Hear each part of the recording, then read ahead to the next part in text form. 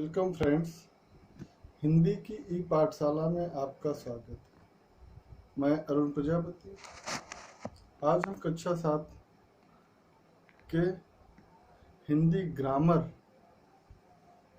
विषय में दूसरे पाठ का अध्ययन करेंगे। पाठ का नाम है वर्ण विचार।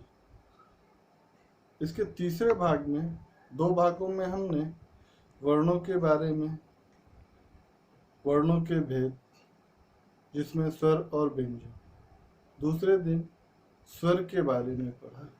आज हम व्यंजन की जानकारी लेते हैं।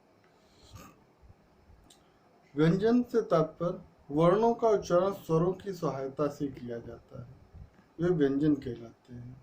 इनके उच्चारण में हवा रुककर मुख से बाहर निकलती है। हिंदी में मूल रूप से व्यंजनों की संख्या 33 है। ढ, ढ तथा संयुक्त व्यंजन मिला के इनकी संख्या कुल 39 यानी 39 हो जाती है। मुख्य रूप से इसके 3 भेद हैं: स्पर्श व्यंजन, अंतस्थ व्यंजन और ऊष्म व्यंजन। अब हम अगर स्पर्श व्यंजन की बात करें तो जिन व्यंजनों का उच्चारण करते समय जीभ मुख के अलग अलग स्थानों को स्पर्श करती है, वे स्पर्श व्यंजन कहलाते हैं। जैसे क से म तक 25 व्यंजन स्पर्श व्यंजन कहलाते हैं। इन्हें 5 वर्गों में बांटा गया है। प्रत्येक वर्ग का नाम उस वर्ग के पहले वर्ण के आधार पर रखा गया है। प्रत्येक वर्ग के अंतिम वर्ण को पंचम वर्ण भी कहा जाता है। दूसरा है अंतस्थ व्यंजन। इनके उच्चारण में वायु का अवरोध बहुत कम समय के लिए होता है। जिन व्यंजनों के उच्चारण में जीभ मुख के किसी भी भाग को पूरी तरह स्पर्श नहीं करती, वे अंतस्थ व्यंजन कहलाते हैं। इनकी संख्या 4 है: य, र, ल, व। फिर आता है तीसरा ऊष्म व्यंजन। जिन व्यंजनों के उच्चारण में मुख से रगड़ खाने के बाद हवा में गर्मी या ऊष्मा पैदा होती है, वे ऊष्म व्यंजन कहलाते हैं। वे भी संख्या में 4 है: श, स, स तथा ह।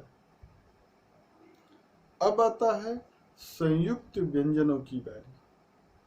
संयुक्त व्यंजन एक से अधिक व्यंजनों के मेल से बने व्यंजनों को संयुक्त व्यंजन कहते हैं। ये भी संख्या में 4 हैं, जैसे छ, त्र, ज्ञ, स्र आदि। कुछ उदाहरण के रूप में अगर देखें तो श्रमिक, कक्षा या कक्ष आदि शब्द आते हैं। फिर त्रिभुज, ज्ञानी आदि। फिर आता है द्वित्व व्यंजन। द्वित्व व्यंजन में जब स्वर रहित व्यंजन का मेल समान स्वर सहित व्यंजन से होता है, तब वहाँ पे द्वित्व व्यंजन कहलाते हैं। जैसे आधा ब और पूरा ब, आधा त और पूरा त, आधा क और पूरा क। उदाहरण के तौर पे हम देखें तो डिब्बा, छत्ता, चक्की। डिब्बा में आधा ब और पूरा ब, छत्ता में आधा त और पूरा त, चक्की में आधा क और पूरा क। तो इस तरह से हम देखते हैं ये द्वित्व व्यंजन कहलाते हैं। एक और आता है संयुक्ताक्षर।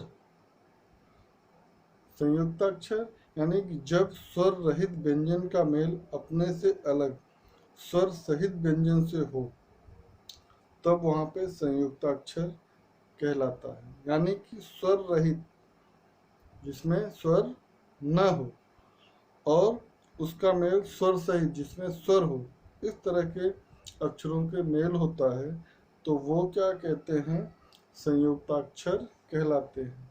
जैसे नित्य, इसमें आधा त और यह, शिष्य आधा श और यह, आधा श स्वर रहित है जबकि यह स्वर सहित है। भक्त, स्थान आदि।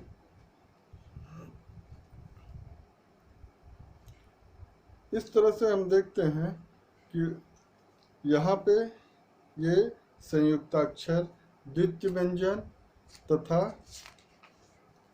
संयुक्त व्यंजन, तीन अलग अलग प्रकार के व्यंजन हैं।